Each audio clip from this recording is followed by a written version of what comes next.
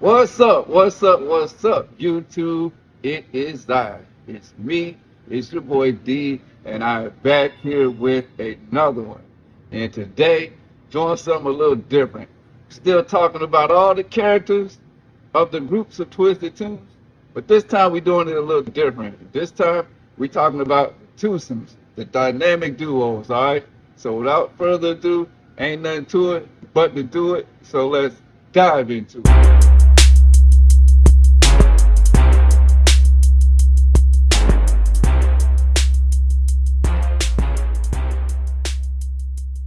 What's up, YouTube? It's me. It's your boy D, and I'm back.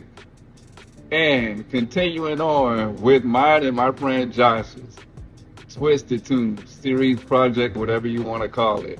So far, I've gone through basically each crime organization, each group, each team, each gang, and named each individual member and each purpose of these members.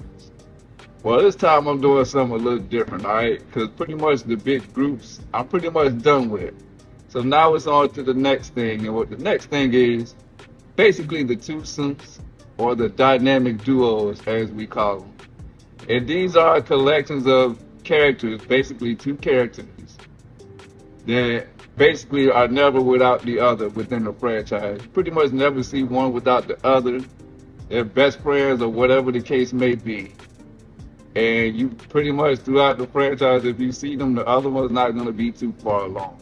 So that's why I decided to put all these twosomes together in one video and talk about them individually as the pair that they are, all right? So without further ado, I'm not even going to waste no more time. Let's get to the first dynamic duo, all right? Shadow the Hedgehog and Kool-Aid Man. All right, Shadow the Hedgehog and the Kool-Aid Man. Now, if there was, this is probably the most random pairing of characters that we ever put together, all right? Well, for whatever reason, when we did it, it worked. So Shadow and Kool-Aid Man, why are they a pair? How come they're a dynamic duo? Well, basically, they both appeared or debuted in the second season of the franchise. And basically, it was just something random that we did. I believe Kool-Aid Man is the one that debuted first. If I'm not mistaken, I remember there was a picture drawn of Kool-Aid Man in a high-speed chase after he stole like some cocaine or something from Mario, where he's driving his car, evading Mario, who also has Sonic and Doug with him. And you see Sonic driving the car and Doug stretching his elongated arm out, trying to get back the product that Kool-Aid Man stole. And he's shooting, so it's a whole deal, like. But that was his debut. And I believe Shadow debuted a couple episodes after that. And I don't actually remember what exactly it was, alright? But the backstory for Shadow was that basically he is Sonic's older brother that had gotten arrested. And so that explains why he hadn't been there throughout the franchise in the beginning and why Sonic was. I kind of wrote a backstory for Sonic like I did Bugs as like a biopic. So basically that's where I kind of explained Shadow's backstory and why he got arrested. Because basically they both went to go sign up for Sega, but they wanted Shadow originally. He just got arrested, so they went with Sonic. So that's how that goes. Now how the two of them became friends is just basically, I don't know, I just wrote an episode one day and they just randomly had an interaction, and for whatever reason, it just worked and we kept it like that. So then every episode after that, I would pair those two together doing whatever it was they were doing. And it just became a thing. And so their purpose and their role, you know, within the franchise and what they do together is they're pretty much a couple of hustlers. You know, they're a couple of gangsters. You know, they'll rob you within the second. Basically, if you're walking past them and you got something they want, they'll pull you to the side, talk to you for a minute, and then they'll be like, yo, let me get that up off you, man. You know, that's kind of how they operate, all right? And they're boys, you know, and they get into everything together. One particular episode I remember is that they wanted to gain those same powers that Sonic and Doug gained in the first season. where they fell into that toxic waste. And then Sonic came out bigger, and Doug came out with the ability to stretch and transform himself. Well, they wanted that. So there's an episode where Kool-Aid Man and Shadow both went to that factory where that toxic waste is and jumped in it. Okay, but when they came out, the results were a little bit different. Shadow came out 10 times bigger than Sonic, so it worked for him. Kool-Aid Man, on the other hand, came out smaller, than what he was originally, so it didn't really work out too well for him. Another unique thing about the Kool-Aid Man is that basically he cannot function without some Kool-Aid in him. So basically, if he loses the Kool-Aid out of the picture that he is, he basically becomes immobile. So he always has to have a pack of Kool-Aid inside him. And if he's being shot at, obviously it's gonna be gunshots within his picture. So it's a whole deal with him. You gotta patch him up and everything. And I don't know, that was just a funny little thing that I added into his personality. And I don't know how Josh even figured out how to draw the Kool-Aid Man is because I bought a pack of Kool-Aid to school one day and said, you should draw him. Like any character that I would see, I would try to get Josh to see if he could draw it. So that's kind of where that came from. And then Shadow is Shadow. Obviously, he could draw Sonic and the rest of them. So Shadow had just come out around that time because Sonic Adventure, I think it was Sonic Adventure 2 that he debuted, had just came out. And so obviously we was going to add him into the fray, all right?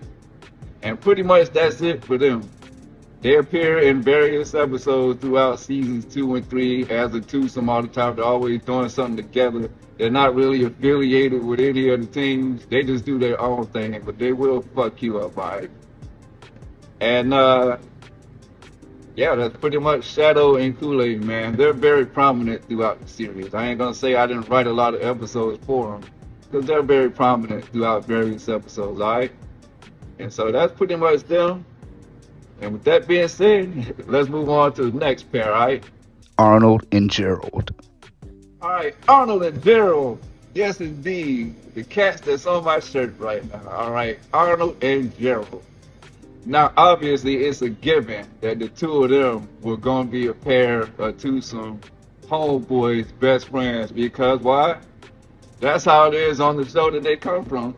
Hey, Arnold, all right? When we decided to bring Arnold onto the franchise, because Josh knew how to draw Arnold, obviously we was going to make him a thug. Like, straight up, Arnold is one of our favorite characters. So Arnold's personality is, he's one of the YNs, basically. He's one of them gangster street thugs that does his own hustle and does his own thing. You don't fuck with Arnold, right? So when it was discovered that Josh could draw Arnold, I really, really, really wanted Gerald to be a part of this, because I felt like, for number one, we didn't have a lot of black characters, so I thought it would be good to have that. And number two, it just fit Arnold to have his boy with him. So Josh figured out how to draw Gerald, and then so we added Gerald into the fray. And so obviously he was automatically Arnold's homeboy. And so from that point on, that is their role together. And they're basically a couple of YNs, that don't give a fuck. You know what I'm saying? They'll do whatever, they'll rob your ass, they'll beat your ass, you know what I'm saying? You just don't fuck with Arnold and Gerald, straight up. They don't have any affiliation to any of the teams. However, they've been known to aid Team Bart here and there, because they're cool with Bart, they're cool with Luigi. As a matter of fact, in the movie that I wrote, there are a couple of the people that Luigi and Skeeter actually recruited to help Team Bart, you know, with the whole war that was going on, all right? So that's their deal, you know, but they're always together, all right? I think I even there's even a picture drawn where they were getting arrested together around season 3 when the police station was being blown up. If you look closely in the background of the picture, you'll see Arnold and Gerald in cuffs together, all right, getting arrested. You know, there was another incident in season 1 before Arnold was a thug, when he was just working at a fast food restaurant where he was getting robbed by Goofy, all right? And that was kind of the genesis of him transitioning to the streets along with Gerald, right? And pretty much they're just, you know, just like me and my friend Derek, BFFs from the very beginning. They've been friends obviously since they were kids. They went to what, PS 118 together. They grew up together and went into the streets together and became thugs together, alright? And that's pretty much it. And like Kool-Aid Man and Shadow, they're also pretty prominent in, a lot of the episodes, alright? So that's pretty much Arnold and Gerald in a nutshell. They belong together clearly, alright? So with that being said, let's move on to the next pair, alright? Diddy Kong and Psyduck. Alright, Diddy Kong and Psyduck, alright? Another odd pair to put together, but we did, alright? And let me tell you why, alright? Diddy Kong actually was already a prominent member of the franchise way in the beginning. He debuted in like episode 7 at a house party for Princess Peach, alright? And obviously he's an ally of Donkey Kong. He's not a part of Donkey Kong's team, but he's always been an ally of him, alright? So originally Diddy Kong was already there, alright? Psyduck was not, alright? Pikachu was a part of the franchise because Josh knew how to draw those Pokemon characters, but he hadn't yet drawn Psyduck. So what ended up happening was, from the very beginning, Diddy Kong's personality was established as he was our resident pothead. From the very beginning, from the very beginning, it's established that Diddy Kong is he's very 420 friendly, which I am too. So obviously I love that. So in his very first episode, episode 7, he was seen with Toad actually from Team Bard getting Blade. And that was to be his personality. And in the beginning, it was him and Toad that were always together. What ended up happening was Toad got transitioned to other things, alright? And so what happened was Josh figured out how to draw Psyduck. So one day he just drew a picture with them together. And from that point forward, I kept them together as a tandem. And they, on our franchise, are basically our resident potheads. Basically, they are our Cheech and Chong, our Harold and Kumar.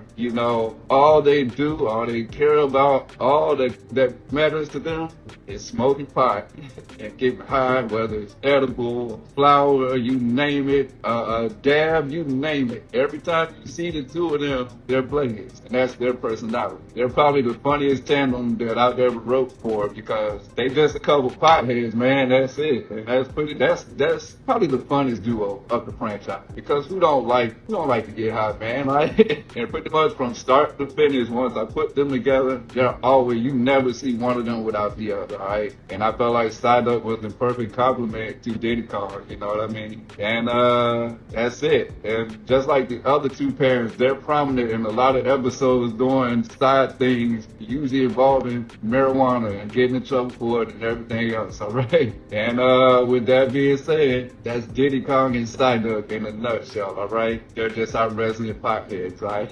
So with that being said, let's move on to the next pair, alright? Pinky and the Brain.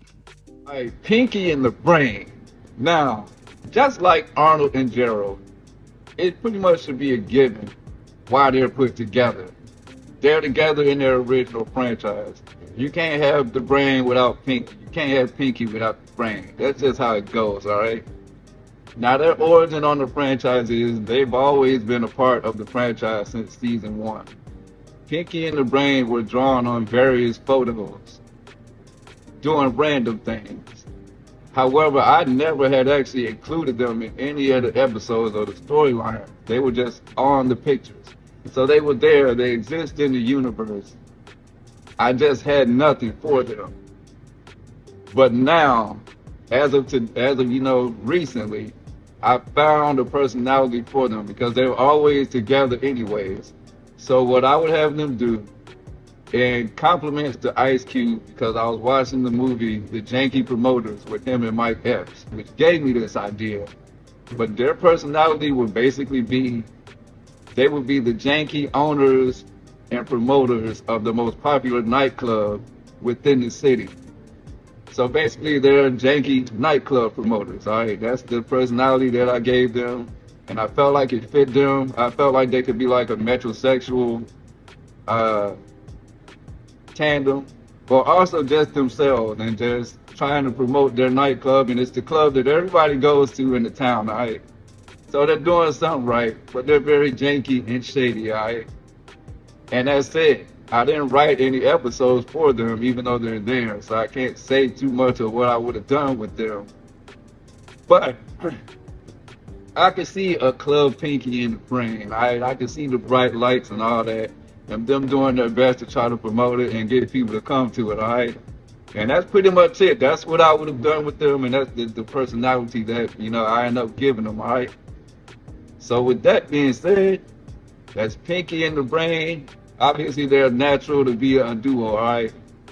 So with that being said, let's move on to the next pair, all right? Ariel and Belle. All right, Ariel and Belle, all right? Now, these two Disney princesses. Now, Ariel and Belle, as I said before when I talked about them separately on a different video, they are not original members of the franchise. Well, Ariel is, but not Belle, okay? So there's no episodes, nothing written for them. The reason why I came up with the idea recently to put them as a twosome, as a tandem, is simply because of their association with the men that they date. If you watch my GTA video, you'll know that Ariel is in a relationship with Tommy Vercetti from Grand Theft Auto Vice City. And Belle is in a relationship with Max Payne. And Tommy Vercetti and Max Payne on our franchise are affiliates. They're boys. They rip and run the streets together. So because of their affiliations with them, that is why Ariel and Belle are a twosome, all right?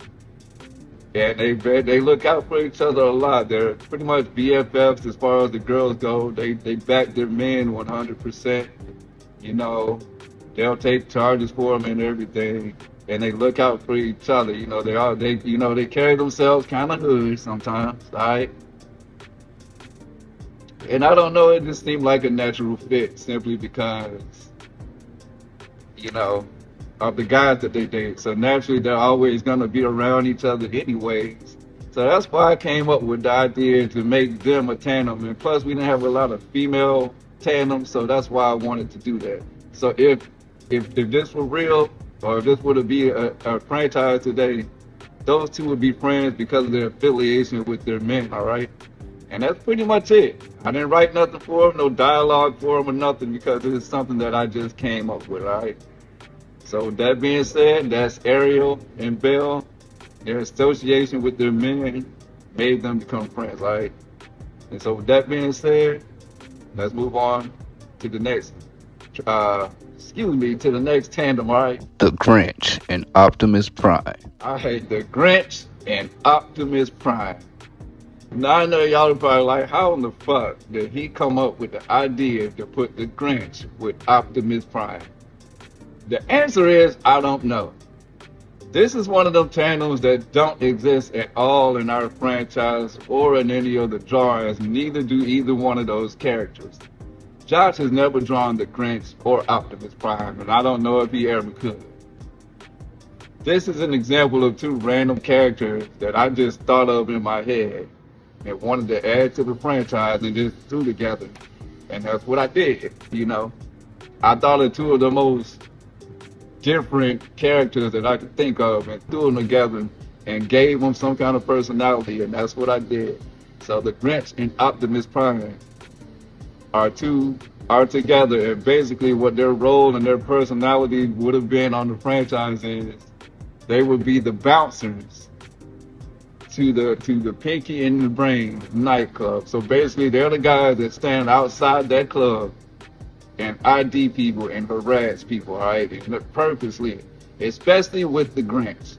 The Grinch would be the one purposely fucking with people, especially men, all right? Optimus Prime would be the muscle, the heavy. Basically, after the Grinch fucks with them, if they got too rowdy, that's where Optimus Prime would come in, all right? And I don't know why I gave them that occupation or even put them together. I don't know. It was just funny, all right? I could see them outside of a nightclub being bouncers, all right? And that's what they would be. They would work for Pinky and the Brain. Invite people in and out the club, escort people out the club if they get too drunk. That's what Pinky and the Brain, that's what the Grinch and Optimus Prime's purpose would have been if it would have ever gotten that far into the franchise, all right? And I don't have much else to say because, like I said, this is some shit that I just made up recently and threw together, all right? But that's what it would have been. They would have been bouncers at that nightclub, all right? The Grinch and Optimus Prime. Think of the visual, all right? All right, so with that being said, that's pretty much it. That's all I got for them, all right? So let's move on to the next tandem, all right? Mulan and Snow White. All right, Mulan and Snow White. Again, two of the other Disney princesses. And once again, just like Belle and Ariel, these are not two original members of the franchise. And if you watch my Justice League video, you'll know that when I talked about them separately, individually, all right? But the reason why they would become a tandem or BFFs, or the reason why I put them together is pretty much the same reason why I put Belle and Ariel together. It's because their associations with the men that they date. So if you've been tracking, you know that I have Mulan in a relationship with the Flash from the Justice League. And I have Snow White in a relationship with Shazam from the Justice League. So with them having similar boyfriends, especially, you know, with Lightning Bolt, you know, symbol, I decided to put them together as BFFs. And basically they look out for one another. They also gossip together. They'll be the girls that you'll see at like Tropical Smoothie Cafe or Chipotle or Starbucks or something like that, gossiping about their men and what they do or whatever.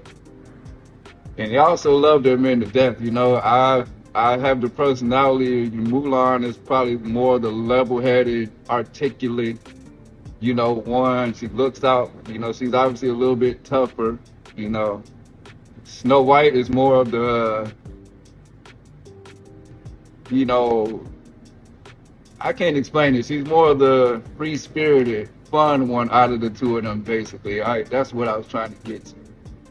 And basically, just like the other two women, they're just there because of who they date. And that's how they became friends, and they're always together, they're on the phone together, all that type of stuff. And again, I don't have much that I can say about the two of them because I wrote nothing for them. They don't even really exist in the original universe of Twisted Toons. But again, this is some shit that I came up with recently. You know, they're both dating members of the Justice League. So just like Wonder Woman and Hawk Girl, who are dating Batman and Green Lantern respectively, I felt like those two, especially since they're Disney princesses, should be friends, alright? So that's what that is, alright? So with that being said, that's Snow White and Mulan. And let's move on to the next pair, alright? Oscar the Grouch and Robocop. Alright, Oscar the Grouch and Robocop.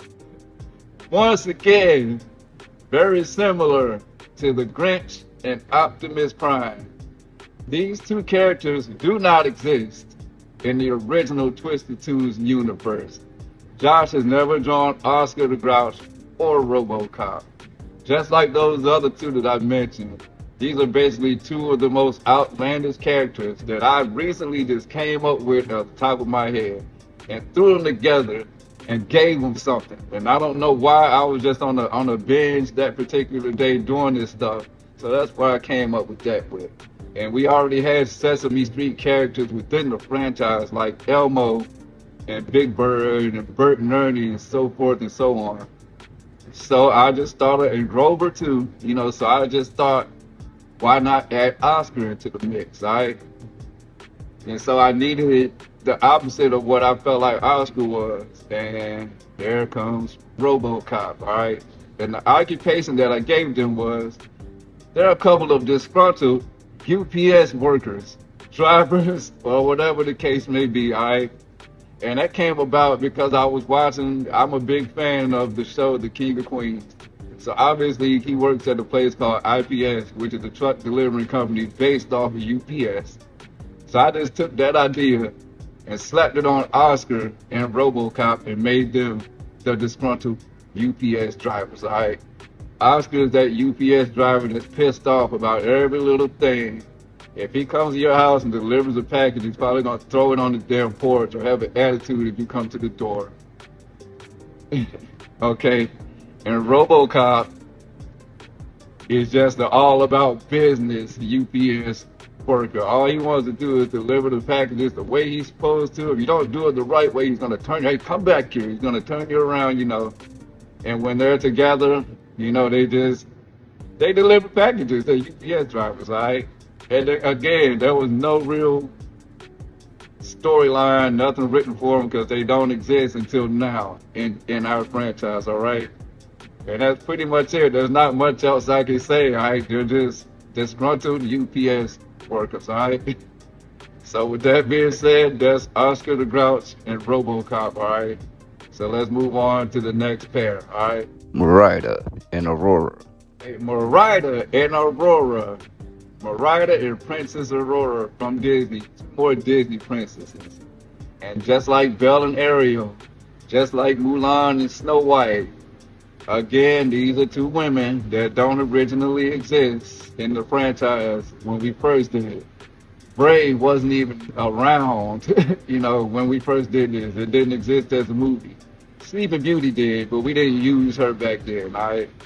And once again, just like the other ones, the reason why I put them together as a pair, as BFFs, is simply because of the guys that they did. If you've been tracking, I have Merida in a relationship with Wolverine, and I have Aurora in a relationship with Peter Parker, Spider-Man. So with them dating these Marvel comic characters, I felt that it was only appropriate to have them two together as best friends. And just like Snow White and Mulan, they'll be together gossiping, at Chipotle or tropical smoothie or something like that, Starbucks. Merida is more of the tougher one, if you watch WWE, she's like a Rhea Ripley, she can hold her own, but I'm dating Wolverine, she has to be like that. While Aurora is more of the girly girl of the two of them, more of the Baywatch type chick, alright? But they click and they match, and again, the BFFs, they look out for each other. They don't really, they don't really care for certain other girl groups, like Belle and Ariel, or the Deuce girls, Daphne, Tiana, Princess Jasmine. They have their beefs too. But for the most part, I only put them together because of who they're dating, all right? And that's pretty much it. I've already talked about them separately in the Justice League video, so no need to go there. But again, they're BFFs because of the men that they date, all right? And so that's Merida and Aurora. And with that being said, let's move on to the next pair, all right? Let's get Woody Woodpecker and Pink Panther. All right, Woody Woodpecker and the Pink Panther. Once again, I keep on saying this, just like the Grinch and Oscar and the people that I put them with. Once again, these are two characters that don't originally exist in the original version of the franchise. Josh never drew them. It's another example of two characters that I just came up with out of the blue because I knew AI could create them, and just threw them together and made them a pair. And because they're so opposite, I felt like this right here will work, all right? So Woody Woodpecker and the Pink Panther, I threw them together and gave them the occupation as of just a couple of tow truck drivers, just trying to do their job and make their 9 to 5. And obviously they're gonna get into it with people when they're trying to tow their car. So that's kind of what I did with that, and the beauty of it is their personalities are so different because Woody Woodpecker is outlandish and out there. So out of the two of them, he would be the wild one, making the spot hot because he can't control his damn self, all right? While on the flip side, Pink Panther barely talks as is. He talks on our franchise, but he's more the low-key, shut the fuck up and let's do this type guy, you know what I mean? And because they're so different, I felt like it would fit. And basically, that's it. Didn't write nothing for them because this is just something I recently came up with.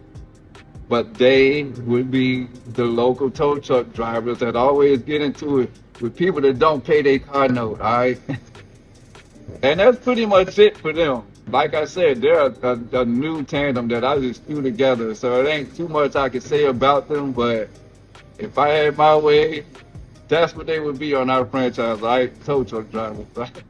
So with that being said, that's Woody Woodpecker and the Pink Panther, alright? Let's move on to the final pair of this video, alright? Chicken and I Am Weasel. Alright, Chicken and Weasel.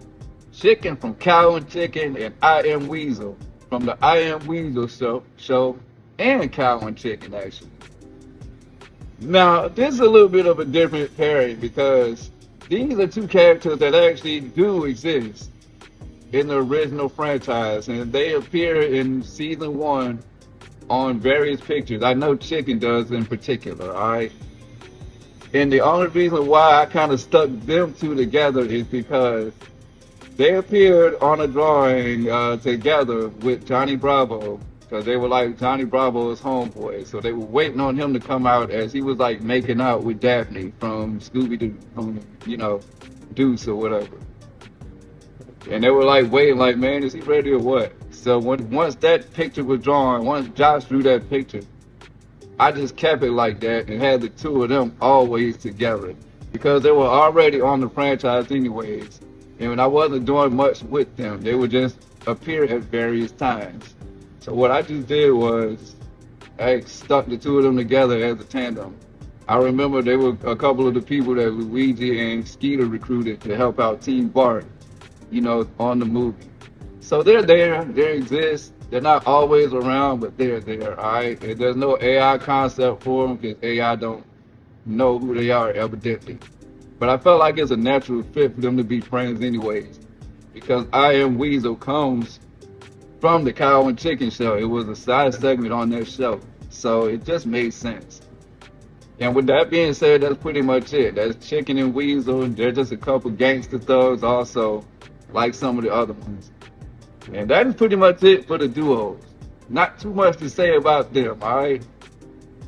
So now, once again, I've been doing these videos for a while now, and we're almost coming up to the end. So those of you that have been supporting this, I really appreciate you, alright? So with that being said, if you enjoy these, please hit that like button. Leave your comments down below. You know, hit that notification bell. Subscribe, and most importantly, don't ever hesitate to dive into it with Diddy, alright? I'm out.